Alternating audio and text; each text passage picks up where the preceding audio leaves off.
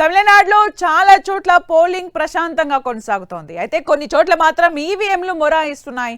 ఉదయం 7 గంటలకు ప్రారంభమైన పోలింగ్ పలు ప్రాంతాల్లో ఈవీఎంలు మొరాయించడంతో ఆలస్యంగా ప్రారంభమైంది. తిరుచారపల్లిలోని ఓ స్కూల్లో పోలింగ్ కు ఏర్పాటు చేశారు అధికారులు. ఓటు వేసేందుకు ఓటర్లు పోలింగ్ కేంద్రానికి రాగా ఈవీఎం కాస్త మొరాయించింది.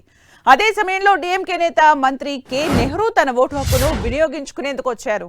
అయితే ఈవీఎం మొరాయించడంతో చాలాసేపు ఎదురు చూశారు. ఎన్నికల అధికారులు కాసేపటి తర్వాత ఈవీఎంను మార్చడంతో పోలింగ్ ప్రారంభమైంది.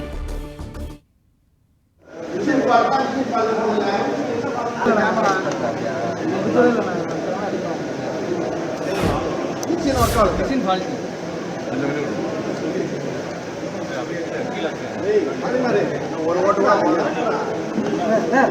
கீழே வச்சுக்கிறேன் மேல